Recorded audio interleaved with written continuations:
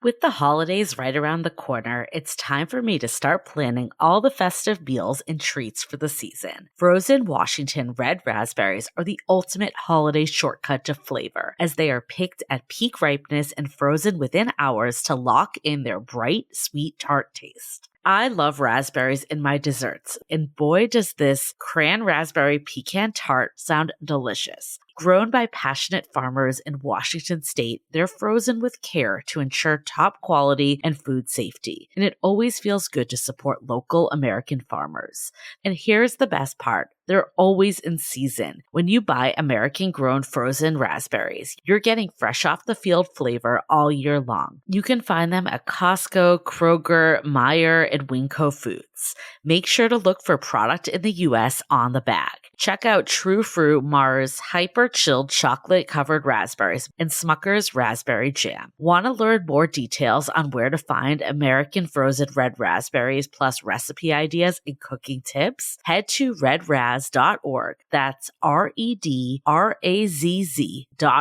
You'll find participating retailers as an inspiration for every meal, plus info on how these berries go from farm to freezer with quality you can taste. All right, fellow romantasy lovers, I've been waiting to talk about this one because it completely took my weekend. The epic romantasy finale, Dawn of Chaos and Fury by Melissa K. Rorick, is finally here. And if you're into anything Book Talk is raving about right now, you need this. This is the fourth and final book in the Legacy series, a dark romantasy packed with fae, dragons, shifters, vampires, witches, meddling gods, you name it. And what I love about this world is that it's not your typical medieval fantasy backdrop. Think high fantasy meets modern tech. Magic everywhere, but people are still texting, driving, dating, using computers. It gives big Crescent City vibes in the best way. And honestly, I got so pulled into the emotional roller coaster. The heroine is dealing with depression and anxiety, and the way the story handles her mental health made the stakes feel so real. Plus, the tropes. Fated mates, morally gray chaos, one bed, touch her and die. It's basically a Book Talk bingo card of everything we love. Now, if you haven't read the series yet, this is the series finale, so don't start here. But the good news, all 4 books are out now, and they make such a great gift for that friend who is constantly reading romantasy and keeping up with every online book trend. Dawn of Chaos and Fury is on sale now, available for the first time as a Kensington trade paperback and ebook. So grab your copy and dive into the chaos. You can find Dawn of Chaos and Fury by Melissa K. Rorick wherever books are sold in print and in ebook. Hi, I'm Yui Shu. And I'm Julie Kraftchick. We're active daters turned dating insiders. Here to dive into everything modern dating and relationships. Welcome to Dateable.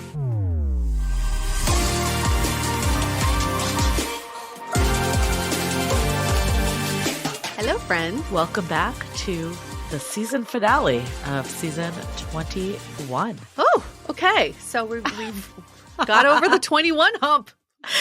But don't worry, we're not going anywhere for the remainder of the year. We will be doing a new series that we're really excited about called The 8 Days of Dating Optimism, which will actually be more episodes. So, end of season 21. We've partied our way out. We had to end early. We never leave, though. We are the last ones at the party. We don't ever leave. And then we just come back for more partying with you all. Official end of season 21. But just to be clear, it's not been 21 years. Sometimes people think it's like 21 seasons, 21 years. We do multiple seasons a year. It's only been 10 years. So we will be hitting our official 10-year mark. We did start the podcast slightly earlier, but we launched around Valentine's Day of 2016. So we need to figure out what we're doing for this 10-year anniversary episode, but I think we should bring back some OGs from the very beginning. You're right. Maybe our first person, our first guest. We got to do something big. Yeah, we do need to do something big. And I better get a present. It's our 10-year anniversary. Okay. What is that? The gold from me? The silver? Yeah, from you. I was like, who's this present coming from? Our first guest? He's like, we should get each other presents. We should What is a actually. 10-year? Oh yeah, because it's like paper is one. Yeah, I don't want fucking paper. No thanks.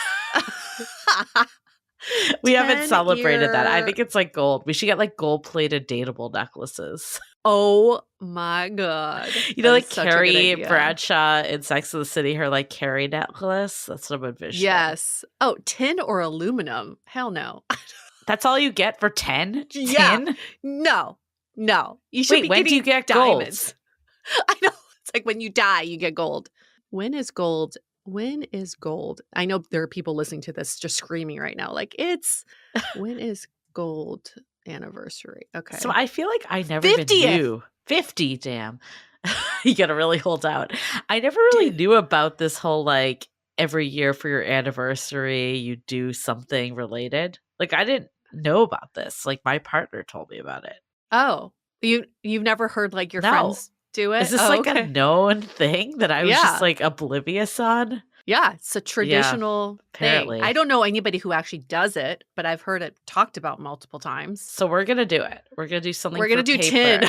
Oh, I meant like You're- in my Oh, with you my and your other husband. life partner. I'm like, no, Okay, I'm sending you. You and I, I'm we're doing tin. Actually, our anniversary comes first, so we could do tin for ours. Listen, tin yours or is so aluminum? easy. I'm getting you LaCroix because that's in aluminum.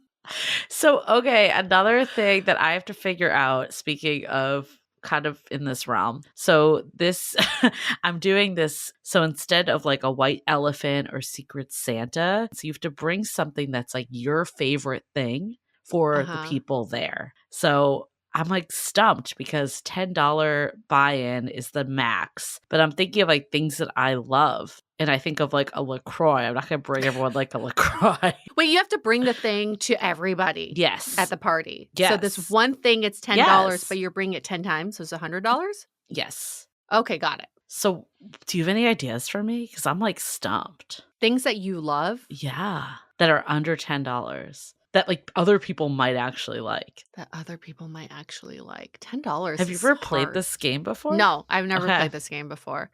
My friend went to a My Favorite Things Oh, yeah, party, that's what it is. It's the same thing. but she only had to bring it once. And she brought magnesium because it is one of her Wait. favorite supplements. So maybe I'm misunderstanding this. I need to clarify. To bring it Okay. to 10 people, though? Okay, I need to clarify before I show up, but it is my favorite things, and I thought it was 10 favorite things. Okay, you need to clarify. I need to clarify. That's what I'm before learning from you this, commit is that I to- need to clarify if I'm buying 'Cause it's one or not like making a sense. bunch. Yeah, she brought one thing of magnesium glycinate to Interesting. Favorite Things party. I'm still not sure what to do though under $10, but not like so cheap, right? Like I'm not like I'm obsessed with Justin's chocolate peanut butter cups. Have you ever had those? Yes, you do. Yeah. Oh my god, I'm obsessed with them. But like it's like $2. I'm not gonna bring that. It's weird. Why wouldn't you buy 5 of those? Just bring a box of them wrapped really nice. I guess I could bring a Starbucks gift card. That's kind of lame though. That's lame. Don't do a gift card. Do like an actual physical thing. Okay, But $10 is hard in I'm this economy. struggling, What can you yeah. get for $10? I was thinking silk eye mask. I love those Mm, for the flights and like to fall asleep. But I don't think they're $10. I think those are like $20. yeah. $10 is very hard.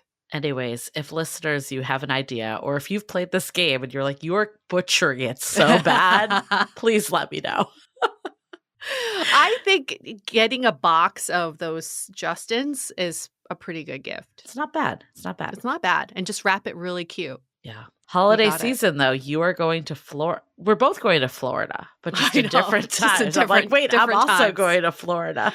Different So- weeks. One of my friends, I was in Boston for the holidays, and one of my friends, my friend Nicole, was like, oh, I think I'm coming to San Francisco. Like, let's meet up. And it's like the day that we're leaving. And she's like, how fun would it be to meet in the airport like lounge? It's like our What? dinner. That's your meetup? Yeah.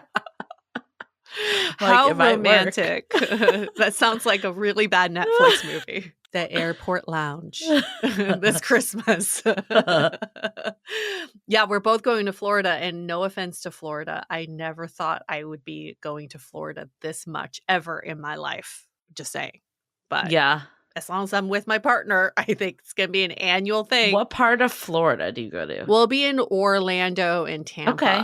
Those are the two. And we're going to not Disney World, but probably one of the little parks. I'm jealous. No one will go with me there. Why? I don't know. No one likes it. I know. That's crazy. I want to go. Maybe I should just go solo. It's the happiest place on earth. Why would nobody want to go? You should definitely just do something. Do like a half day. Remember when we were going to do it? Like we were going to go to so we were supposed to go to this podcast conference in Orlando. And then we thought it was a different conference. And we both were just like, when the year came around, we're like, do we really want to go to Orlando? It's like first week of January. It was, I think it was too... So I had just done all the holiday travel. I'm like, do I really want to get back on a plane to go to Orlando? And was it when our book was coming? No, it was the year before that. Yeah. But we were hoping that if we did go, we would go to Disney World. We planned it that way. That was part of our plan. Yeah. That is actually what we prioritize. Yeah. We're like, let's get an Airbnb that's close to Disney World. Yeah. Maybe walking distance, whatever. Maybe in the park. Be in the park. Stay at a Disney hotel. Are we Disney adults? That's embarrassing. But no, it never happened. So nope, I'm not a Disney adult. That's what it means. That's what it means. Yeah. Well, I think you should go regardless. Last commentary on this, because some people are please stop talking about this. Last commentary, I just remember in our Facebook group over the pandemic, we were like talking about just like challenges or like things that are like more like local to your city, you know, like different things that come up. And this will stay with me. It's just like people from Orlando were like, industry folks, like people that work at Disney, like you always just meet Disney folks, and I'm like, that is truly something I've never dealt with in dating before. Like, no, ever. But it's the same thing with like SF tech bros. It's everyone's in tech. Yeah, it's you don't know like who's industry under is the very goofy different. suit. Yeah. Ooh, I was dating Mickey last year. Got special VIP treatment. It is funny. It's like there's so much that's similar in different cities. And then there's always that like one thing that's like slightly nuanced. Yeah, that is definitely very nuanced for Orlando. Are you from Orlando? Let us know in a rating and review, but please make it 5 stars. We're saying all the nice things about Orlando. Anyways, though, we are so excited for this guest today. This is such a good banger to end season 21. End it loud and proud. But we have actually someone that I used to follow back in the day. Her name is Sabrina Bendory. And she used to have this publication called A New Mode. And she still has it. It still exists. But I found it probably like right out of college, like early on. And she went to BU. She went to my college. And I just remember like reading all her books. And it was like kind of that like first, like up there with Marnie Batista. I've talked about her before we had her on the podcast.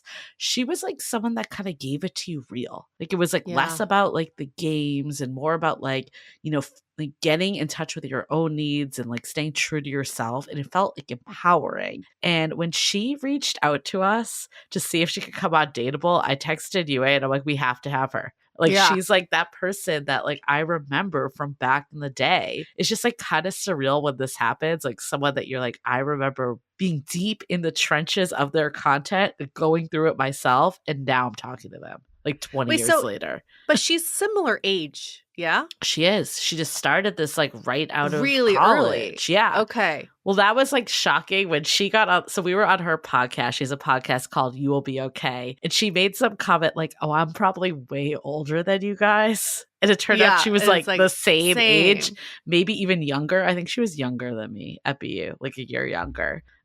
And wow. I was like, for her to have all this wisdom I know. So early. Like I knew nothing in college. Well, some of it was like her just going through it and like documenting it. Yeah. Some of her books include 10 Things Every Woman Needs to Know About Men. Everything Probably you got know. that one. Right? Check. Everything They're all you need to in know. my Kindle library. Everything you need to know if you want love that lasts, check. And the art of letting go. And her latest book is called Detached: How to Let Go, Heal, and Become Irresistible. And that's what we're talking about today, detachment. And it's not what you think. It's not about just giving up and not giving a shit, but it's being okay with not necessarily knowing everything, being comfortable with ambiguity in dating, and relinquishing some of that control, understanding what you can control and what you can't. And I think for me, as someone that is very type A, ambiguity is something I It's really, really hard. struggled with in dating because Mm-hmm. it felt like in all other parts, like if I took X action, I would get like Y results. But Mm-hmm. in dating, it felt like I was like giving up my control to another human being. And I was like Mm-hmm. waiting for them to text and make moves. And that is absolutely not how it has to be. Learning that and shifting was game changing. But like having that period of like, I can still control my own emotions. Yes, I can't control if they ever text me back or reach out, but I can control my feelings, my actions, my thoughts, my behaviors. That to me was like completely game changing for dating. And I really blame our society and education system because Oh, ever totally. since we were kids, everything's results driven. It's about your grades. It's about Yeah. how you're ranking in class, but it's not about the experience of learning. And I think by detaching from the outcome, especially in dating, you are now attaching to the experience of dating and not so much what the result is going to be. So for both of us, and I think for Sabrina too, was a lot of unlearning what we were taught growing up and relearning what it's like to just attach to things that truly matter and detaching from the things that you not only not don't have control over, but also like maybe the result you're attached to is not the results that's going to be best for you. Maybe the best is Right. still out there and you just don't even know what your options are yet. Yeah. I mean, I think Detached and How to Be Dateable are the perfect pair, the two books that Mhm. we have, because, we don't use the term detachment, but I feel like there is a lot in our book as well. We have like a whole section of like what's in your control, what's not, and just like understanding that you are actually in control, even if it doesn't look the way you thought it would. Mhm. Yep. So, yeah, I guess we're excited to bring this conversation to you all. It's such a good one. Definitely like keep it in mind. We know like December is kind of that reset month. It's the holidays are all coming. That's why we want to do the 8 days of dating optimism, just set you up to be in a good place on January 1st because that's, new year. That's when all the dating comes full circle. Dating Sunday is like the first Sunday of the year, the busiest day on the dating apps ever. So I'm saying this as like permission to just chill for the rest of December. Like Yes. take in info, but don't feel like you have to like do. I just remember when I was dating, like I would try to like make dates like in the weeks leading up to Christmas and the holidays and Hanukkah and all that. Mhm. And like no one was around. People would commit and then they'd flake or they would like cancel because, they had shit to do. Or if you did have a connection, they go away for 2 weeks. And then by the Mhm. time they're back, it's kind of done, sadly. So I feel like I just got to a point that I'm like, I'm just gonna enjoy the holidays. We have a whole episode for Yes. people that aired last week about like why being single is the best during this time and all the things you can do when you're single or when you're dating and couple too. So go listen to that and enjoy the holiday season. And the best way to enjoy the holiday season is, did you know we came out with an app? And the reason why I'm Yes. bringing up the app is because it is AI enabled. It's a coaching app where every day you can choose to do or choose to, this is how I've learned some people have used it, speak to the AI coach and have it help you gain some clarity. So as you sit and enjoy the holidays, maybe ask questions like, what are some things I can prioritize for the new year? Help me come up with a love map for Mm, what my new year could look like. So maybe you don't need to do the daily activities or challenges, but start putting this energy out there that you are going to restart and gain that clarity come January 1st. I think it's a really helpful tool for that. So you can download the app at studio.com/dateable. You can try it out for 7 days free. It is one of the best things that we've ever birthed into the world. Like, it is our gift it's out so there freaking because cool. Yeah. our friends think it's pretty damn cool. And we are the ones who train the AI. So it doesn't hallucinate like you would get like on a chat GBT or Gemini. Or it's It not is, generic either. it's definitely Or not filled generic. with bad dating advice. I'd be like like I would not want to use just like random ass advice from like TikTokers or like people on the internet. And people do all the time, sadly. And yeah, you can avoid that. I mean, so many people when I was back for Thanksgiving brought this up to me. Of course, like they're all married and not necessarily in market for a dating coach app, but they thought it was really freaking cool. And I was like, it is so cool because, yeah, it will create a personalized plan for you, which I think actually December is such a good time for reflection and to start the process. Hmm. So when January comes, you're ready, you're good to go. And what's so cool about this too is it's all customized based on what you're going through. And it will, Hmm. I don't know. I just think AI, like, I'm starting to get more obsessed with AI because I think initially I was like, oh, it's just replacing everything. Like, and I think there's a way to make it human that isn't just a replacement for humans. Like, there's a Right, way to right. leverage it without being a replacement for humans. Definitely. Awesome. Well, yeah, again, also, of course, How to Be Dateable is out if you're looking for a good read over the holiday break. Always, always a good one. Awesome. Okay, well, before we get into it with Sabrina, let's take a minute to hear from our sponsors. When it comes to holiday gifting, I want to give things that people really love. Beautiful, timeless pieces they'll wear for years. That's why I'm going with Quince. From Mongolian cashmere sweaters to Italian wool coats, everything is premium quality at a price that actually makes sense. Quince truly has something for everyone, too. I'm obsessed with their cashmere sweaters, so much that I own 3 of them. They are so soft and luxurious, and they never pill. It feels like they should cost over $200, but they are only $50. What a steal. My whole wardrobe at this point is pretty much Quince. The craftsmanship shows in every detail, the stitching, the fit, the drape. It's elevated, timeless, and made to wear on repeat. I have my eye on their jewelry, pajamas, and robes that are definitely making it on my gift list. I may just need to buy the stainless steel bracelet Apple Watch band for myself too. Find gifts so good you'll want to keep them with Quince. Go to quince.com/dateable for free shipping on your order and 365-day returns. Now available in Canada too.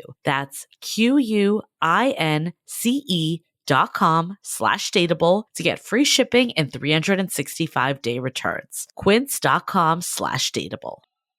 This holiday season, comfort is knowing your home is filled with natural, sustainable comfort for a healthier environment for me and my family. As the holidays fill up with gatherings, travel, and to-do lists, Avocado Green Mattress products can transform your home into a peaceful, grounding retreat made with certified organic and sustainably sourced materials. From breathable bedding to handcrafted mattresses, Avocado is all about true comfort so you can rest, recharge, and wake up refreshed all season long. Have peace of mind that every product is thoughtfully made with the planet in mind, so you can feel good about the comfort and quality you bring into your home. With Avocado, you can enjoy deeper rest, calmer mornings, and a healthier daily routine. And with financing options with Affirm, it's easier than ever to bring avocado to your home. Prioritize rest and recharge with Avocado's organic comfort. Head to avocadogreenmattress.com today to create your natural oasis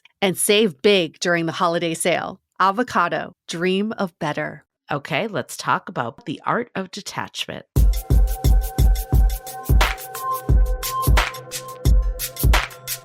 Many of us have heard of attachment styles, but do you know there could be detachment styles? We're going to define some detachment today and just talking about the general concept of detach, really detaching from the outcome with our guest, Sabrina. Welcome to Dateable. Thank you so much for having me. I'm so excited to be here. We're so excited to have you because I think, detachment is a concept that we want to dive into more because we always feel like we need to control every situation and we, as humans, hate ambiguity. So I guess from your perspective, what does detachment really mean? Okay, so there is a lot of confusion around this concept. Detachment does not mean that you are cold. It doesn't mean that you don't care. Detachment is not about detaching from people or emotions. It is detaching from outcomes. It is about knowing that you are worthy and lovable and amazing without relying on the outside world to tell you so. And by outside world, it could be anything. Romantic partners, which a lot of us put so much of our self-worth onto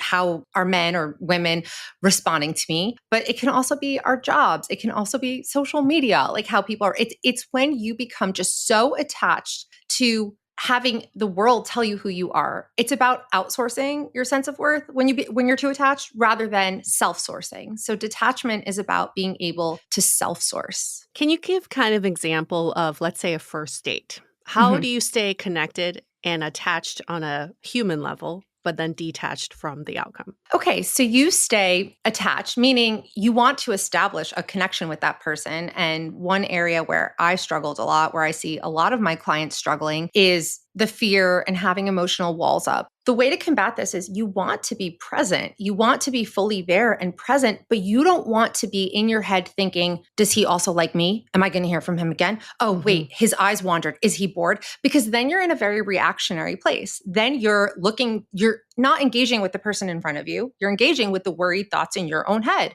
How does this person feel about me? You can't connect that way. You're living in the fear. Instead, you attach by being present. I want to learn about this person. On a first date, the only thing you should be thinking is, do I want to spend more time with this person? Not, is this my husband? Or how does he feel about me? Just, do I want to continue getting to know this person? When you could be in that place, you are so much more magnetic. It's just you're present, and your presence is the most powerful gift you can give someone. And most of us are not present. We're in 1,000 other places, right? Yeah.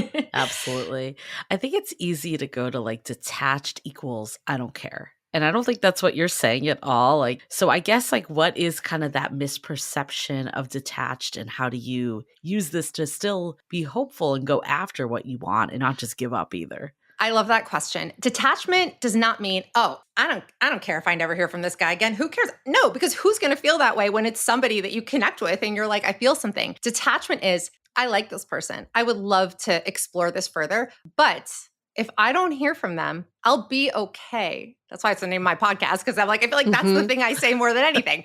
I will be okay. I'm not going to spiral. I'm not going to fall to the pits of despair. I'm not going to make this tally of every single thing that's wrong with me. I'll be okay. All right, fine. All rejection. We're so scared. We're so scared of rejection. Who says it's a bad thing? Rejection's not a bad thing. We don't want to be with someone who's not the right person for us. All that happened is this person realized it before we got the chance to. Like, we would have realized it eventually. We just didn't get there. And it's knowing. So detachment, the detached mindset is knowing that I'll be okay. It's not the end of the world. And I'm not saying it's an easy place to get to, but when you can get there, you're free. You're free. I feel like I was in this space last time around dating, and it was a game changer, an absolute game changer. Complete game changer.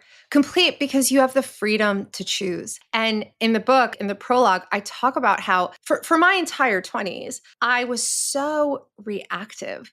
Everything was in response to how, especially men, because just going back, I really deeply internalized this idea that I am only valuable if a man chooses me, because I was never chosen growing up. So of course, so then my friends were always like the cute ones getting asked out, and they were the ones having boyfriends. And I was like the late bloomer who wasn't experiencing that. So in my very young brain, I internalized the idea that I am only worthy if men choose me. And so I lived in this space of like, am I wantable? Am I desirable? Am I dateable? Right? Like, am I marryable? Like, am I these, tell me. It was constant like outsourcing of like, tell me I'm enough. And first of all, that's exhausting. Who wants to date someone like that? It's exhausting. It wasn't until I was able to turn that around, and I describe that whole process in the beginning of the book, that I felt so much more empowered, and I had that power to choose. And instead, I actually came to a place of realizing I have a lot to offer.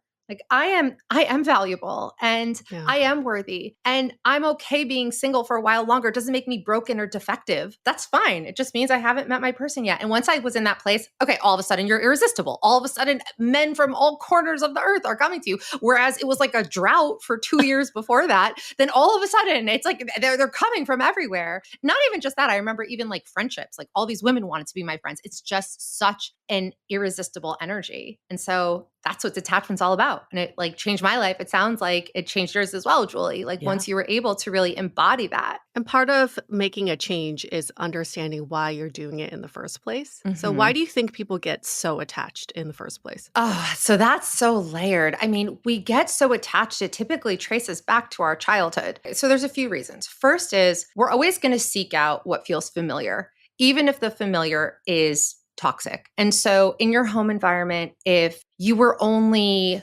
rewarded for being a certain way, like being the people pleaser, being the good girl, being the perfectionist, being the high achiever, you feel like, okay, this is what I need to do in order to be loved, in order to be worthy of love. And so we get attached because we have these stories in our head, and then someone triggers something within us and reminds us of that space. Typically, I mean, this is what Harville Hendrix talks about in his book, Getting the Love You Want, the book like changed my brain chemistry, how basically whatever pain we have, you're going to keep trying to heal that through your romantic relationships. So we get attached when someone triggers that old wound and we feel like, okay, I need to prove myself to this person and get this person to choose me, where it's replaying a familiar dynamic. Beyond that, getting attached also is just about wanting a feeling of safety, but we go about it the wrong way. So, for example, if you're dating someone and they haven't texted you in a while, it's been hours, maybe it's been days, and you're out of your mind spiraling. And I feel like we've all been there. Like, what happened? What did I do? And you're rereading all the last messages. Like, is it because I said this? Oh, I double texted. It has to be because I double texted. All you want, right? Like, all you want is that person to text you back so you can feel safe again. That is getting too attached. What we want, and the healthy way to approach this, is being able to regulate and realize if he doesn't text me, I will be sad. We're not denying our emotions here. Detachment is not. We do not deny emotions. I will be upset. I'll be disappointed. That will be a huge bummer. I had hopes here, but it just means this wasn't the right person for me. And again, I will be okay. Like I'll be fine. I'll get through it. That's healthy detachment. Finding safety within yourself. And there's all kinds of ways you can do this. Learn to regulate your nervous system. You can move your body. You could do deep breathing, like put your hand on your heart, even just saying to yourself, I am safe. There's no problem here. Yes. Because in those moments, it feels like an alarm. Your nervous system is on high alert. You're in fight or flight. You're flooded with cortisol. It feels like you're under threat. And that's a very real feeling. I remember living in that space. So we're the ones, that person is not in charge of your emotional reactions. Yeah, you'll feel better if he texts you back. You'll feel better for 10 minutes until you start spiraling over the next thing, until you learn how to regulate from within. There's no problem here. So clearly in other parts of life, like we are attached to the outcome too, like in career, like we sometimes want to get the job, we want whatever to happen, but it doesn't feel as like obsessive as dating. At least like from the people we've talked to. I'm sure there's some instances, but as a whole, like dating, it feels like collectively everyone is in these cycles. Why do you think dating has this like level of attachment to the outcome that's in such a higher way than anywhere else in life? Because love brings up all that is unloved within us. And it's because in dating, I mean, you're actually, you know what? We can also sometimes see this in the work environment. Like your boss yelling at you can definitely trigger an intense reaction of like your father yelling at you. But with dating, there's so much more at stake because you are vulnerable. Your emotions are activated. There's also like a biochemical. There's hormones, there's chemicals. Like you are in the beginning of a relationship, you're literally high like a drug addict. It's the same like neurotransmitters that are at play. And it's also because it summons so much within us. I mean, I remember when I had my infamous summer of me, which I talk about in the book, where that was my period of like, I'm sick of myself. I'm sick of this way that I've been for so long and I'm making a new way of being. And that was when I ultimately learned how to detach. I remember feeling so good about myself and my life and everything was just going right. And I said out loud to my friends, I've come as far as I can possibly go as a single person. Like I'm confident, I feel good. Any more growing that I'm going to do is going to happen in a relationship. Then when I was in a relationship, all new things come to the surface that I didn't even realize were there. And you're not going to know they're there until you have this person and you have a conflict and things are coming up. And then, you work through it in marriage and then you have a baby. And then that baby, I have 4 kids and each one of them hits something different within me, right?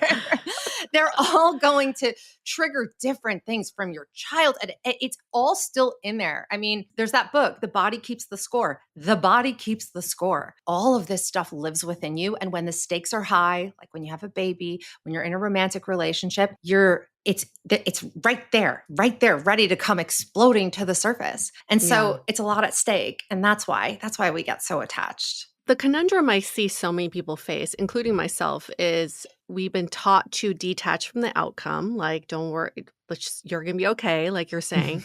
But then in other teachings, like manifestations and goal setting, you're taught to be very specific about what you're trying to get after, especially in manifesting. It's about having a very clear goal and then imagining you living out that goal, right? That whatever that outcome is. How do you reconcile the two? Because I think there could be some complementary practice in there, but then for a lot of people, it's conflicting. What a good question. I was just having this conversation the other day, how I do believe in manifestation. I'm not like a big manifestation person.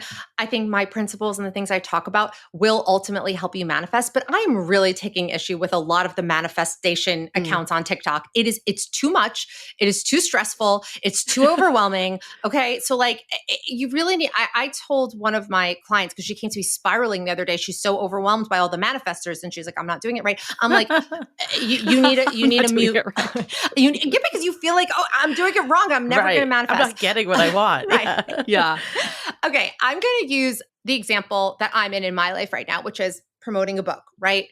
This is what detachment looks like in terms of that. I am doing everything I can to get it out there. I'm here right now doing podcasts, posting on social media. That's me having my goal. What's my goal? Obviously, I want the book to sell. I want it to help people. I want it to change lives. Like, I would love it to be number 1. Of course, like everyone writes a book, like we want that. So I'm doing all the things. Now, can I control whether anybody actually buys the book? No. All I can control is doing my part. And that's what I'm doing. And I can have the want, I can have the desire, but I also know if it doesn't pan out, I will be okay with that. Now we can use that and apply it to anything. In terms of manifestation, yes, have your vision in mind. Like I would never say that somebody who is not married or in a partnership that wants that should say, no, I don't want that. Of course, admit to the desire, speak it out loud. I always have my clients do this, like write out what you want your life to look like within the next 3 to 5 years. Take control over what's under your control. What is under your control? How I show up, whether I heal my baggage, my trauma, if I go to therapy, looking my best, being healthy, feeling my best. Maybe I could read books about marriage. I could read 7 Principles of Making a Marriage Work, even though I'm not married yet, because when I am, like, I want to be prepared. That's under my umbrella of control. When it happens, not. And I don't care what manifest your dream life in 3 weeks. That's bullshit. Like, that's not real. Okay. Like we cannot control. Actually, there are some people that seem to be on a very high level. A friend of mine who's a manifestor, like did do some stuff, but maybe the really, really, really high level people can possibly do it. I don't know. I would detach completely from that.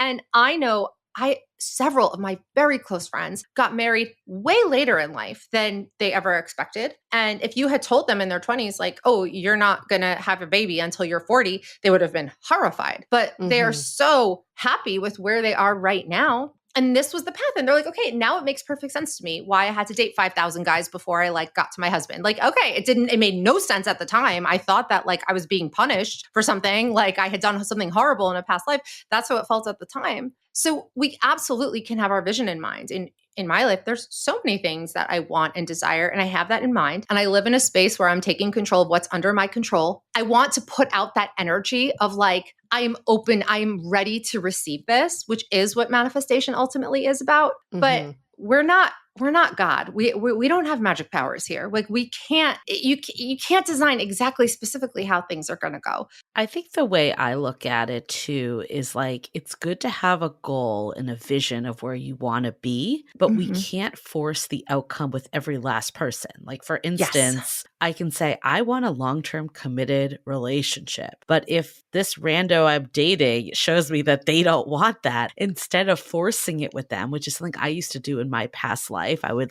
Same. get attached, remember that first great date or the one thing they said to me. And I would just keep going and be like, they say they don't want a relationship. I could change them. As soon as they spend more time with me, they're going to want one. That to me was like the worst use of your time. And when I switched my like attachment, it was more of like, I still want this end goal, but if you show me you're not the person, that's cool. I'm going to keep moving and be less attached to each person, but still want the outcome I'm looking for. Yes, that's it. You summed it up. That's exactly what it's about. And I was the exact same way as you.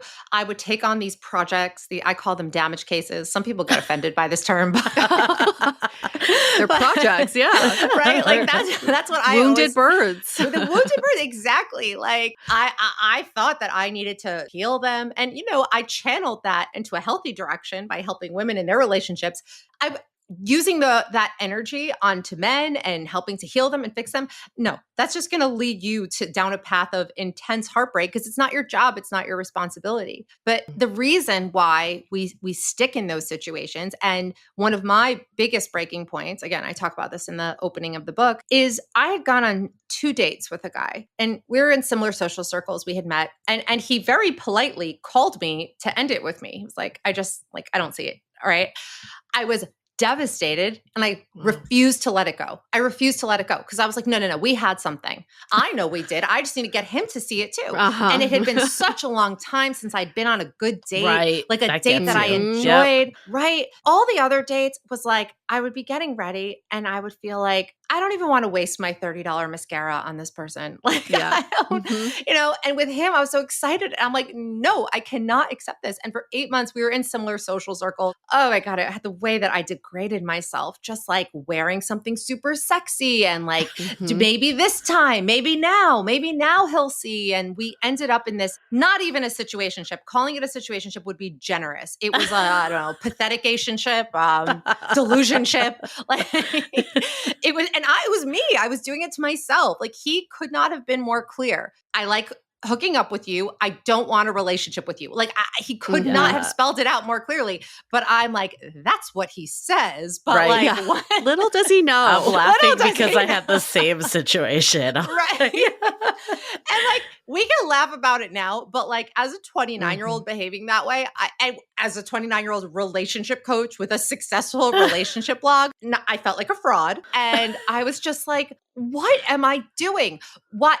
It was all rooted. First of all, it's rooted in a few things. It was rooted in this like desire to be a fixer. It was rooted in my own attachment wounding. I had a disorganized attachment style. So I could be very anxious with guys who are like avoidant, but I was very avoidant with anybody who really was emotionally available because that felt unfamiliar to me. We're always going to be drawn to the familiar. So there was that going on as well. There was also the fear of like, am I ever going to meet like another tall, hot guy that like is interesting and cool? Like there's none of them out there. Like so I have to hold on to this one for dear life. And that's what keeps us shackled. And I took such a hit. I mean, it led me to my rock bottom, which helped me get out of it. So I guess that's good. But what I put myself through that almost 1 year period was just unbearable. Yeah. With what we go through just to get to an outcome that I would argue may not even be good for us. Yes. So that would be my next question. Is, do you find with your clients and yourselves? I've had friends who are like so attached with this outcome. I had one friend that was like, I need to be married. I need to be engaged, married, and have a kid in 1 year. And she did it all in 1 year. And she was miserable because she thought it would make her happy. She was on a timeline. She, she'd start dating someone, got engaged, got married, and got pregnant all in 1 year. Oh, I did too, actually. Oh, well, you seem happy. Yes. Well, I married an ex-boyfriend, so we already like had history. Oh, you already, yes. And I was not planning to get pregnant that soon. I was actually always told that it would be very hard for me to get pregnant. So I was like gearing up for this like battle of a lifetime. So I was not expecting to like get pregnant on the first shot. That was shocking to me. But here's the thing with when I was dating before me and my husband started dating, I detached from timelines. I mean, I told you guys I have 4 kids, and it was always my goal to have 4 kids. That was always what I wanted. Oh. I loved the idea of like a big family. And so that's always what I wanted. And so for me, being 29, I'm starting to do the math in my head. Like, well, I got to find the guy. Then we need to date for a while. Then we need to be married for a while. Then we need to, like, who knows how long it's going to take to get pregnant? Like, you never know that.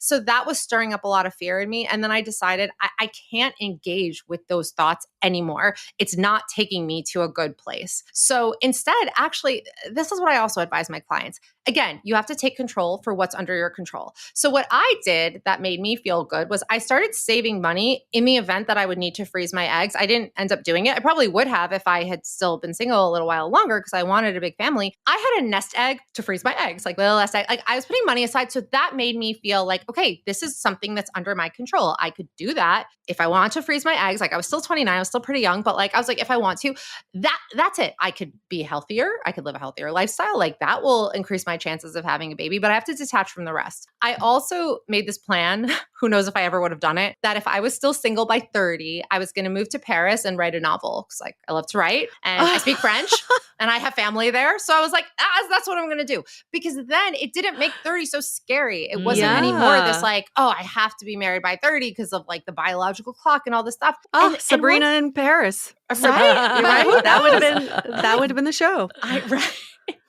I'm like, would I have done it? I guess we'll never know. I mean, I would like to think that I would have, but no, I ended up getting engaged like a month after I turned 30.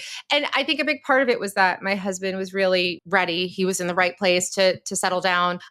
I was definitely in the right, like I told you guys, I said out loud, I am self-actualized. I've come as far as I could possibly go. So I think that's why and we were just so aligned, and that's why things moved pretty quickly, but it was not like your friend. I was not rushing any timelines here. It was just that I had kind of laid a really solid foundation, and then things all just like kind of clicked into place relatively quickly. I think it's less about like the year time. I know Yue's friend that she's referencing, and it's more about like, I'm just going to have any random person fill this slot because I want to do this and be so attached to like, this must go this way and not be like, do I actually want a future with this person? Can I envision a good life with them? Like giving more of that piece.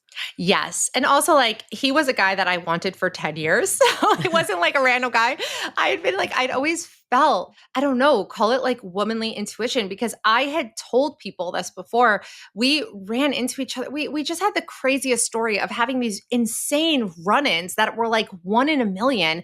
And there was one time where I saw him, we were in a different country, and I was like, I'm going to marry him. And I felt it. I felt it in my bones. And I spoke to people, I spoke to mentors, and everyone's like, Sabrina, let this go. Like, let this go. Like, he's not even asking you on a date. He didn't even ask for your number. Like, let it go. So, okay. Like, again, I had to detach. There was that like part of me that felt something was there, but the reality was, okay, like nothing's happening. So I just need to let this go. And before we started dating for real is when I really hit that point of like, I had seen him in Central Park. I got all excited, got my hopes up once again. That was like the thing I always did. But I was like, I am not going to paint castles in the clouds this time. I am not going to like get my hopes up. I'm not going to attach to an outcome here.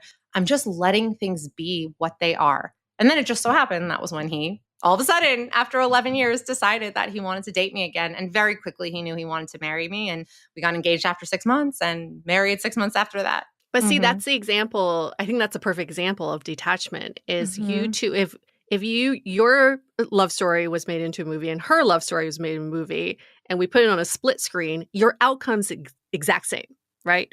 But your journey to this outcome is very different. She was on this like checklist.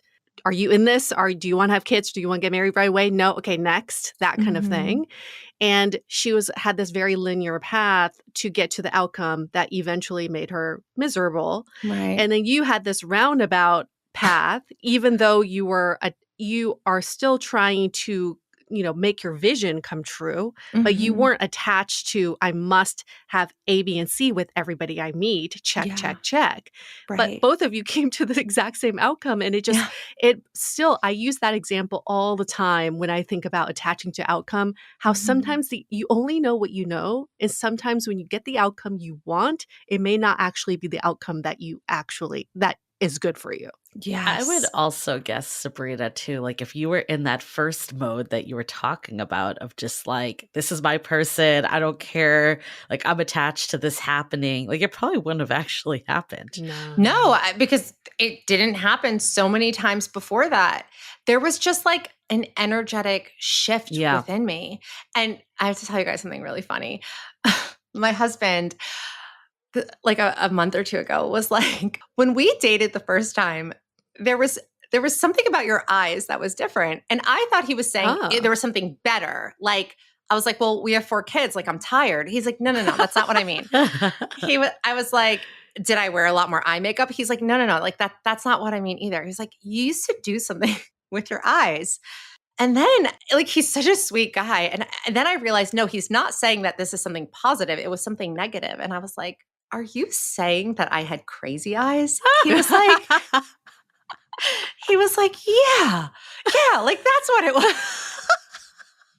Oh my And You goodness. I looked was like a stalker the I first was time like, around. he was like, there was something with your eyes. And what do they say? Eyes are the window of the soul. I was Mhm. just so out of sorts. And like Yeah. he couldn't, Uh-huh. and people feel that. I was emotionally messy. I was emotionally leaky. The way I describe myself in the book is I was a reptile. I couldn't generate heat from within. I needed external sources of heat. Mhm. And people pick up on that Yeah. in every area. In a job interview, when you're coming from a place of desperation, the person Yeah. interviewing you feels that, and they're like, "Why is this person so desperate for this job? Like Right. that they're probably not qualified. They're You like, know, this I should job go." sucks. Why do they care Right, so much right, about getting right, Yeah. it? right. Mhm. Like they must really not be able to find anything if like they're so desperate for this job. So it comes across in anything. But yeah, there was that energy Yeah. that was oozing out of me. And people don't realize that people like it doesn't matter even if someone seems completely emotionally obtuse, people can feel the I place, agree. the space that you're coming from. I want to dive into this even more, but before we do, let's take a quick break to hear from our partners. Imagine having a dating coach in your pocket 24/7 and a daily guide so you're never lost. That's exactly why we partnered with Studio.com to create the Finding Your Person coaching app. Now, we were blown away by their AI technology that creates a completely customizable experience based on exactly what you're going through. After 10 years of doing Dateable, we kept hearing the same thing. I wish I had support in the moment when I'm actually dealing with this stuff. So we finally created it. And honestly, we've been so excited about this launch because it brings together the tech we've always wanted, everything we've learned from talking to thousands of daters, and the core content from our most popular course, Finding Your Person, the one that sells out every single time. And inside the app, you'll follow a personalized journey designed to help you get clear on what you want, build real confidence, and break the patterns that keep tripping you up. You'll get quick audio lessons, guided reflections, and simple real-world challenges that make dating feel intentional without the pressure. And there's even AI-powered audio journaling for real-time feedback and encouragement, a coach you can talk to, and insights to identify patterns and growth. Give it a few months and you'll see the difference. Less spiraling, more clarity, and a dating approach that actually feels hopeful and grounded. It's like having a wise, honest coach at your disposal. If you're ready for support that actually sticks and transforms, go to studio.com/dateable and start your journey with the Finding Your Person coaching app today. Well, something similar happened with my ex. That's not who I married, but we did give it another shot like later. And this was like after years of doing this podcast. When we first dated, it was before we started this podcast. And he was like, you're different. Like there's just like a difference to you. And I think a big piece of it was that I wasn't trying to force it as much. I was more like, okay, I'm going to give this another chance and see if like we can make it work. And if we can't, then I have my answers and I'm going to move on once and for all. And I Right. think what being detached helped me do too was speak my mind a bit more. I think in Yeah. the Yes. past, I Yes. never wanted to speak up. And I always was like, I don't want to rock the boat because if I say something that's going to upset them, this could all fall apart and be over. And then I realized if I say something that I'm thinking and it all falls apart, then it was meant to fall apart. The right relationship is going to withstand that. And honestly, in my current relationship, that's been the biggest shift is that I can say what's on my mind and we work through it if it's something that is a conflict. Yes. Yeah, you are such a testament to the power of detachment. Everything that you've been sharing so far. I get it. Because That's why we what it wanted to is. do this episode because I'm Right? I see it. I get it. And I think UA is the same way also. Yeah. Yeah, you lived it. It's so freeing when you're not afraid to speak your mind, to say what it is that you need, and to again know that if this person can't meet me where I'm at, if this person can't treat me the way I deserve, I'm okay with leaving. I don't need to subject myself to something that's beneath me. It's the most empowering place to be. So I think I'll speak for myself. I'm curious, UA, your thoughts too. But I think for me, one was confidence. One was just, continuing to talk it out on this podcast and realize what is important to, and what matters, all that. But I think the third piece was that I'm very type A. And I felt the one thing that bothered me in dating, and we were kind of talking about before, why is a job so different than dating? In work, I always felt it was in my power. I could control it. I could find another job. I could build the right skills. But in dating, it felt very out of my control. I was relying on this person to choose me and to pick me. Right. And clearly there's a shift because we were saying, when you get into the mode of I'm going to be the chooser, then you're very much actually in control. You're just changing that viewpoint. And I think that was really instrumental for me because I'm still type A, haven't changed. But I think I realized what I could control and what I couldn't. But I think that was something in the past, I'm well, if I stare incessantly at my phone, then they're going to text me thinking I could control that. And then realizing that is so out of my control. And the only way to get that text, if I want to really talk to this person, is for me to send it. Right. Or for you to just completely detach from the outcome and say, you know what, I'm going to go do something that just makes me feel good, that really puts me in touch with myself and with my essence. And, when you're struggling in an area like relationships, that's how it can feel. This is beyond my control. But so many people experience the same thing when it comes to money. They might try everything and feel like this is out of my control and money's not coming. Or with jobs. I know many people have struggled immensely where sometimes I feel like we all have our points of struggle in life. We all do. For me, it was absolutely relationships was the biggest area where I just couldn't get it right. And a lot of the women I work with are the exact same way. But if there's anything in your life that's out of reach and you are just clinging desperately to I have to have this thing, that's usually what pushes it away. It's really when, there's so many books about money. They're not really just about, invest like this, save like this. Right. It's what are they about? Yeah. Psychology. What's the number one money book? The Psychology of Money. Because it's all about mindset. And again, it's the same thing. It's detachment. I could have written the same book just about money or about anything. You also notice that, I know several people this has happened to, where they're trying to have a baby. They're trying. Yes. And then they decide to adopt. They adopt a baby. Then they have a baby. Happen to Charlotte on Sex and the City. Yeah. But I know people that this real life happened to. Yeah. And then they get pregnant. It's so, no doctor can even really explain why that happens. Right. It's just that internal shift of okay, I'm detaching. I'm not forcing this. It's probably stress reducing too. For sure. Stress reducing. Yeah. And feeling safe. Right. And then you can receive. And it's the same in relationships. When we're stressing over the text, we're stressing, it just doesn't come. And when you just relax, it creates an environment where love can land. And that's the shift. I'm not woo-woo. I'm very much grounded in reality. But I am kind of a little bit woo-woo because there is so much that we can't explain, that science can't explain.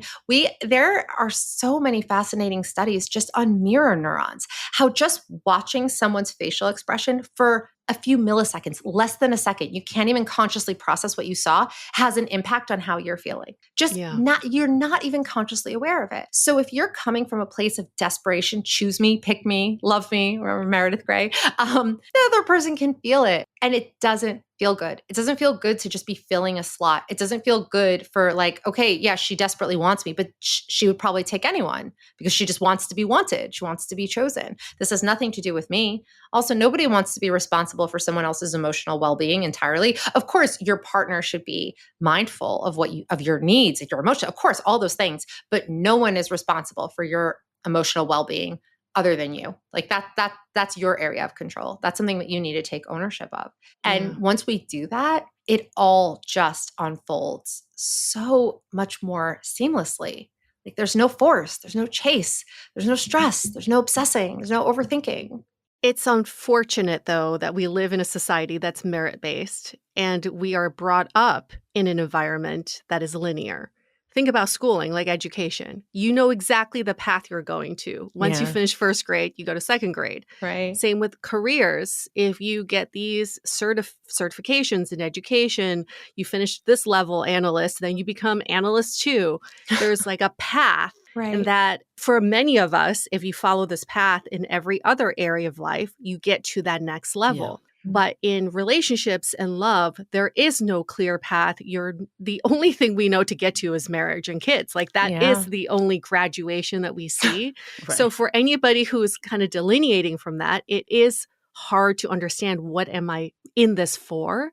So by detaching to an outcome, what I'm trying to say is we have to live in some sort of ambiguity. Mhm. How do you coach people through living in the gray? Because it is very hard to do. The thing that I say is get comfortable being uncomfortable. And for those of us who are type A, we have to know. We have to know Yeah. everything. This is where I started my career. I started my career studying men and male psychology, male behavior. Why? Because I wanted to be able to predict everything. I wanted to know if I'm on a date with him, is he going to call me back? And I got good at it. It took me some time to realize that it takes more to be good at relationships than just understanding male psychology and understanding what men are thinking at all times. But you have to be comfortable being uncomfortable and doing the inner work, not comfortable. Putting yourself out there, not comfortable. Not knowing exactly how things are going to go, not comfortable. But anything in life that's worth having is not comfortable. It's not, waking up early, getting a head start on your day, not comfortable. Exercise, not comfortable. Like these things are not comfortable. But when you can embrace that, that's where the growth happens. And in terms of like what you said about the gray area, I for anyone going through it, I just want you to know that I have so much empathy and I wish I could hug you all and cry with you because I know how hard it is to desperately want something and it's just beyond your grasp.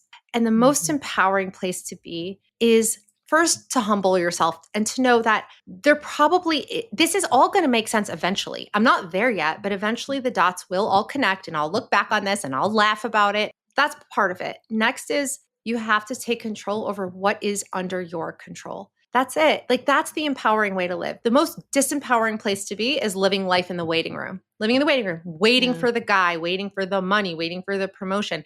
You're helpless. You're just absolutely helpless. And when you're helpless, what happens? You become depressed and you live in absolute despair. So you can acknowledge, and you should, again, like I said earlier, always acknowledge your emotions. This is hard. This is frustrating. This is not where I want to be. But I'm going to embrace everything about being single. And I'm going to do everything under my power to maximize my chances of finding the one. Again, comfort in the discomfort. I'm going to put myself out there more. If I see a cute guy, I'm going to go up to him and talk to him. That is not comfortable, but do it anyway. I tell my clients all the time, just do it. Who cares? What's you have to, he's going to reject you. Ooh, like big deal. Who cares? Right?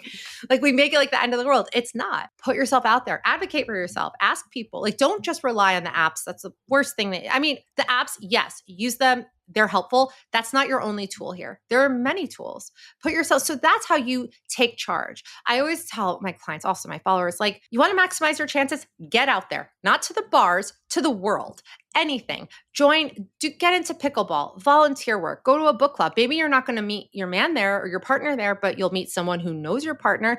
If you work from home, go work in a coffee shop a few days a week. Be out there in the world and be open, be receptive, be friendly, be approachable, and just go for it because you have nothing to lose. So again, what's under your control? Relinquish the rest. So for the type A datables, how do you let go? Because I feel like, yes, it's easy to say all this, but like, what are some like maybe, I don't know, techniques or ways that you can put this more in practice? Okay, for the type A datables, who I've worked with many and I love them. I love that they come to our sessions with their spreadsheets and they're like, okay, like this is every single guy that I've dated. This is da da da. Okay, so first and foremost, we always want to be aware, self-aware. We always want to be working on ourselves and growing. We always want to be learning from our past relationships. So I think that the type A's, you can absolutely take like a business-minded, action-oriented approach to dating. Like it goes back to what I was saying before. Everything that's under your control, go for it. And sometimes with the type A's, they're a little bit reserved emotionally, a little bit Yeah. fearful because again, that loss of control, like a lot of the Yeah. type A's like to hold on to that. So I would say practice being more vulnerable, practice opening up a little bit more, even if it's to friends, practice like leaning into your softness a little bit more and not into like the harshness and like the toughness, even though like that might serve you well in career and dating. This is another thing sometimes I see with the type A women is they're a little too forceful, like a little too action oriented. Yeah. Like they might take it to an extreme. And a man, I mean, I'm speaking to women now, but like a man needs some space to pursue you. And I'm not saying like you're just waiting around for him to do all the work. Absolutely, as a woman, like show interest, make it clear, send those green light signals right on over. But with these type A's, sometimes they're like, oh, yeah, no, I texted him. I planned the date. I picked the place. Unless you want to date someone super, super beta, which a lot of them don't, that's not going to work. Like he needs some space to pursue you and to feel like a man. So I would watch the alphaness. Again, I would lean into that like feminine energy, that softness, that energy. Feminine energy really is just release, letting things be. Masculine energy is much more of like that doing, going for it, pursuit, goal oriented. Again, it's not always comfortable. It's not always easy, but it's freeing. And this is the path towards happiness. But how did you do it as a type A, actually? Because I know that you had your, what would you say like was the biggest shift for you? I mean, I think it was the mindset of like, if this is right, like I need to give it a little space too. Like, I don't think, regardless of your gender or your sexual orientation, no one wants to be the one that's like holding the relationship together single handedly. No. And I think I got to a point that I was like, that isn't what I want. I want a partner that meets me, a partner. And instead of feeling like I needed to force something down the path, it was more to that level of like, I'm going to give it my all. I'm going to, do what I can control. And sometimes that would be actually taking initiation. And I think that's like okay to some degree. Like there's a big difference of initiating versus being the sole initiator for every last thing. And sometimes actually it was just getting my answer was really helpful. Like learning that like, okay, this person actually doesn't want to continue. And instead of trying to force them, like I was talking about earlier, letting them go and moving on my journey. So I think that was a big piece of it. Yeah. And that's amazing. I feel like you embodied exactly what I was saying, which is like embrace the areas that are under your control and just relinquish the rest. And know that, some people don't like hearing this, but I do believe that there's a greater plan that like, not whatever higher power there is of your understanding. I do believe that like there is a greater plan and we have to humble ourselves to know that like, we're not always going to know exactly what that is. We're not always going to know why it took so long or why it didn't work. And I think sometimes some of these things are connected to like our past lives. Like I'm kind of like a believer in that as well, that all right, some of us have it way harder than others. And there's a choice. The choice is I could despair and I could say it's not fair. Why is she married like the first guy she ever dated? Why does she have so much success with this? Why is it so easy for everyone else? It's so hard for me. That's a very disempowering way to live. The more empowering way to live is, okay, like this is my life. This is my journey. This is what it is. And I'm going to make the most of it. And I'm going to embrace it for what it is. And if it's hard, I'm going to embrace the hard. But here's a question I'm sure you get all the time because we get this all the time. And it's always the most challenging question we have to answer is how do you relinquish? How do you let go? How do you only control what's in your control, but you're feeling the biological clock? Okay. Yes. And I do get this question all the time. Okay. First of all, just in terms of relinquishing control, which we've been talking about a lot, a big part of it is a choice. Like for the type A girls, for anyone, like it's a choice. You have to decide. I'm going to let go of what is not under my control. In terms of the biological clock, age doesn't mean the same thing that it used to. And even though like I had 2 of my babies after 35 and they are going to write geriatric on all of your paperwork and that's going to hurt your feelings, but it doesn't mean the same thing that it used to. I know 2 people I'm very close to that had their first babies at 50. Now, was that a different path? Was that maybe more of a financial investment? Yes, absolutely. So what can we do if we want to have babies? Freeze our eggs. Obvious one. If you can't afford to freeze your eggs, you can save up money in order to freeze your eggs. I mean, I know I have friends who, paid it off over an extended period of time by like paying for it on credit. You could get healthy. There is a lot. There are first of all, go to your doctor, get a full, because doctors don't always do this, get a full blood panel done. Make sure your vitamin levels are good. They're going to tell you that you're deficient in vitamin D and they're going to tell you it's not a big deal. Make sure your vitamin D levels are good. Like this is one thing I have such issues with doctors because a lot of my kids had like these random health issues. And then I was the one that solved it with vitamin D. And like, yeah, they're vitamin always D solves everything. It does. And they always tell you, learning. because I'm always deficient in vitamin D. They're like, oh, but everyone is. Don't worry about it. I'm like, yeah. So no, we need vitamin D. We need vitamin D. Like, I know, I take such issue with this. Get your hormone levels checked. My hormones were completely out of whack for a while. So that's something we can take control of. Being as healthy as possible. I'm not a medical professional here, but I'll tell you, like, there are certain supplements. One thing I'll say, because it's just been proven so many times over, coenzyme Q10 is known, and I took this with like my later pregnancies, is known to preserve egg health. Obviously, eating a healthy diet, obviously exercising. Those are all within your realm of control. And accepting that, like, okay, it might be unconventional. However it is that you have babies, but there are just modern science today is unbelievable with what they can do. And we haven't caught up to that. We really haven't. And so we're still scared of 35 when it just doesn't mean the same thing that it used to mean. So that's what I would say in terms of the babies. I'm glad we addressed it though, because it is a real part about moving to this place of trusting your timeline. Right. And I do think there is this shift though. And like when you were asking like what changed for you, I think a big part of it was trusting and moving to that. Like, how do you help people get to that place? You talk about like in your book, this concept of like micro surrenders. So I love that. I'm curious, like how actionable would you give people to like go about trusting more? In terms of trusting, this looks different for different people. I work with every single religion that there is. And so in terms of trusting, when you are someone who's more religious, that is easier because you can surrender to a higher power. And there is like a lot to that. In terms of trusting, it's a choice. We have to realize that we have choices, and those choices really determine our mental health, our day-to-day existence. I can choose to be devastated that I am whatever age and I'm not married and I don't have babies. And I could choose to, it is a choice. I mean, it is a choice to go down that hole of being really angry and really, really feeling despair and live in that space. Or I could choose to recognize that this is hard, but at the same time, trust that it's going to work out for me, because you're making a choice either way.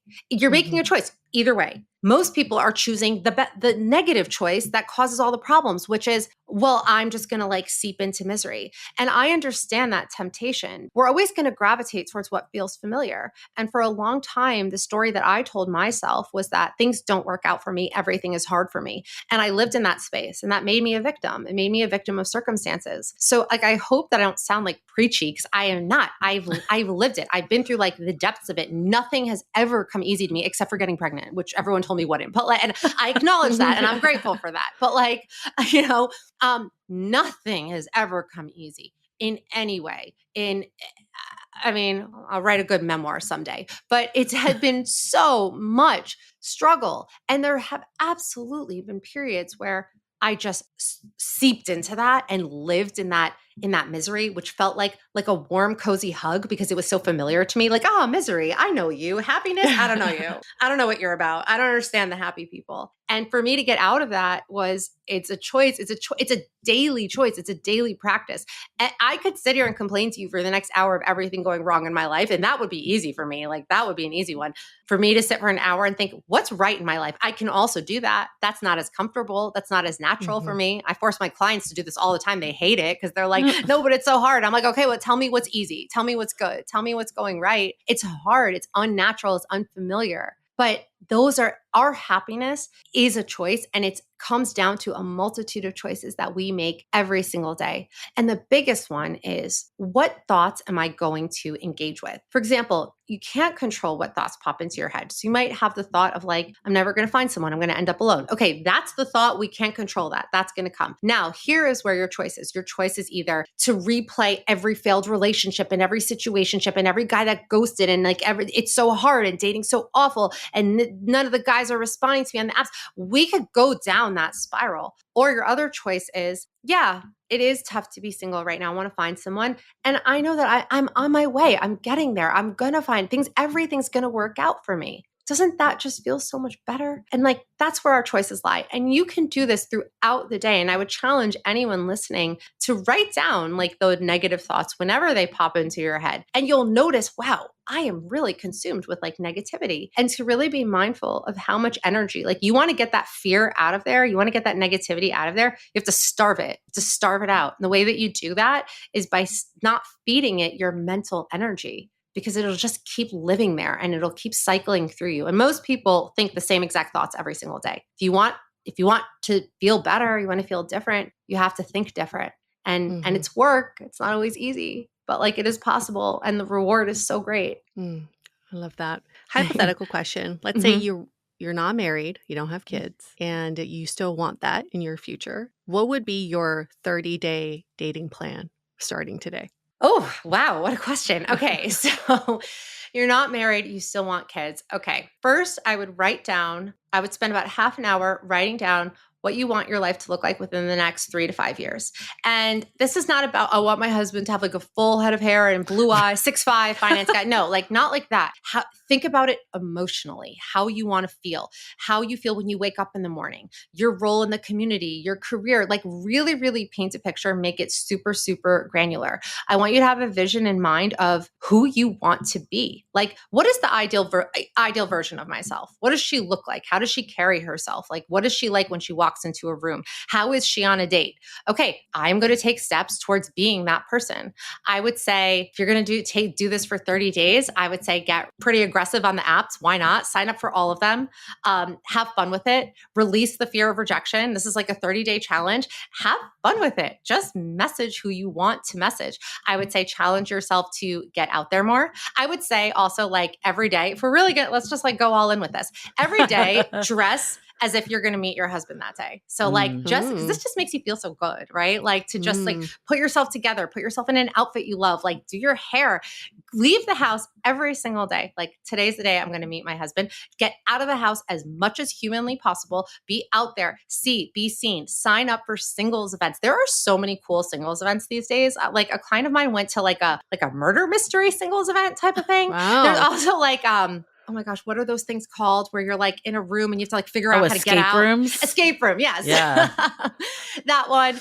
Speed dating events. I would say go to your network, talk to anybody. Hey, do you have someone for me? This is not desperate. This is, you know what is desperate? Being too scared. Cause like thinking, oh, like they're going to think that I'm pathetic. No, it is confident to say, hey, like I'm looking for someone. Have your elevator pitch, your quick elevator pitch of like, this is ideally what I want. Another thing, you want to get really clear on your must-haves, your deal breakers, and your preferences. If you have trauma, baggage, whatever it is, we want to identify what that is. What is the reason? Where am I getting stuck in my love life? Is it because I'm too anxious? Is it because I'm too avoidant? Then you're going to find a therapist to help you work through that. If you really want to up the ante, also work with a coach. Pretty much every client I work with also has a therapist. I find that it makes things move along much faster. And also, okay, I could keep going forever because now like every single coaching tool is it's so much. It's like 30 days. We're packing it in. Yeah, we're packing it in. I would also say I could go, I like, honestly, like you're like, it's like all like coming rushing to me. I would also say set a meaningful goal for yourself, really something that you're working towards, because we don't want to just be so consumed with like the dating. We also want a meaningful goal. So if I want to work on learning a new language or running a marathon or learning how to cook or learning how to bake. That's outside of dating. That's outside of dating because we need something outside of dating. We don't want to put too much pressure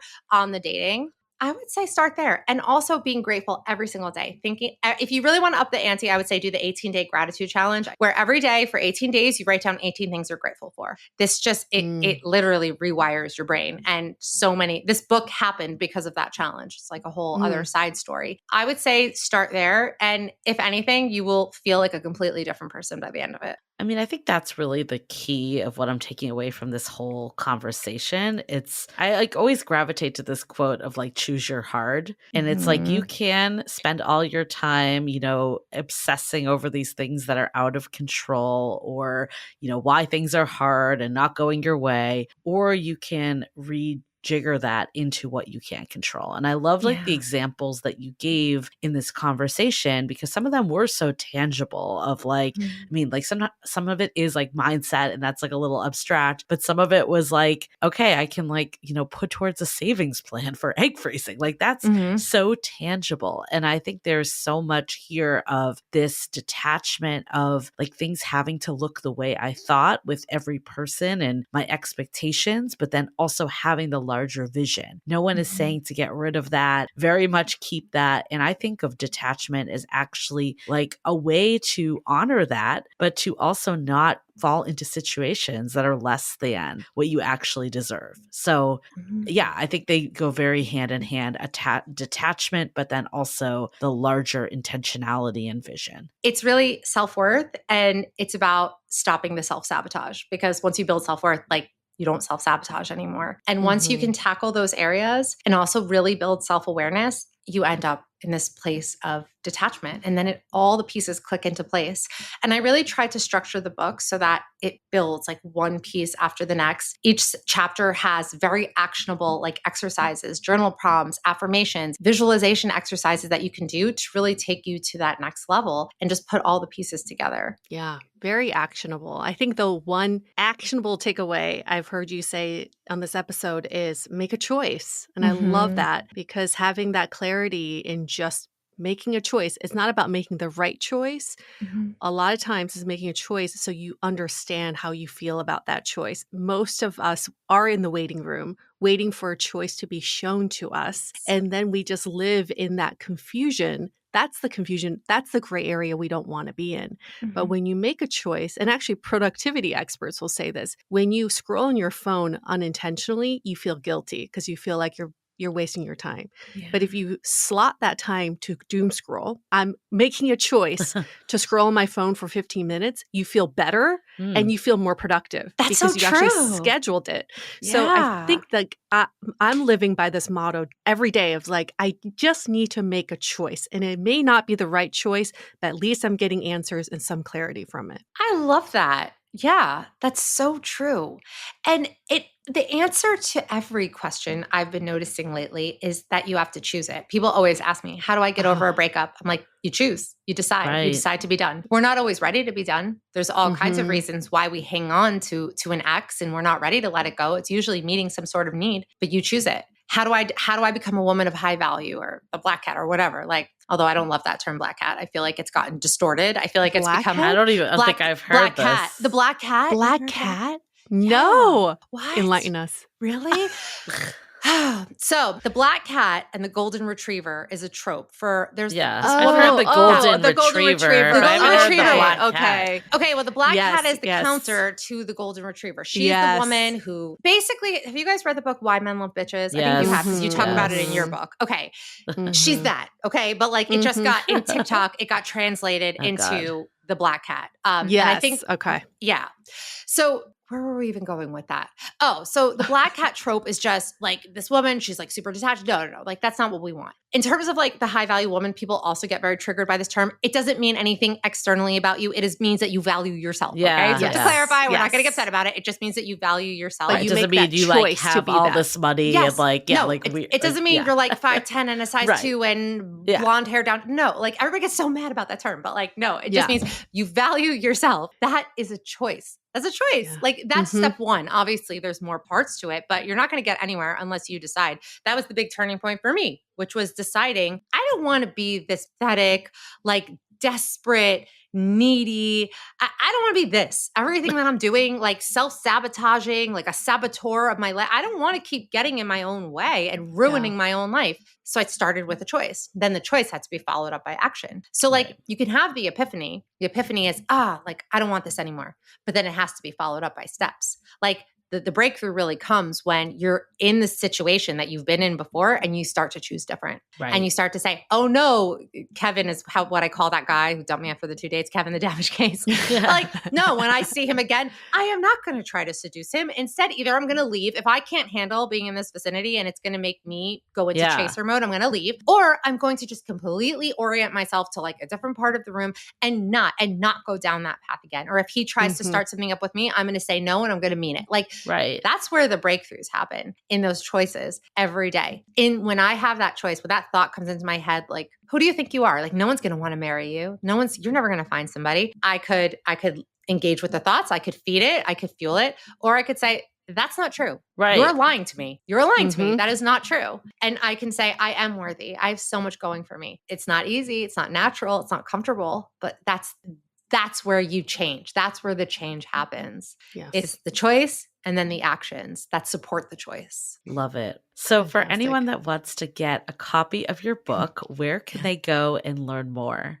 They can go, it's available on Shop Catalog. It's available on Amazon. It's available on Apple Books. You can go to my profiles on social media. I'm at Sabrina Bendory on Instagram, TikTok, and YouTube. And my podcast is You Will Be Okay. Love it. And we will all be okay. Yes. After this. I hope so. Everyone, that's the takeaway. We'll all be okay.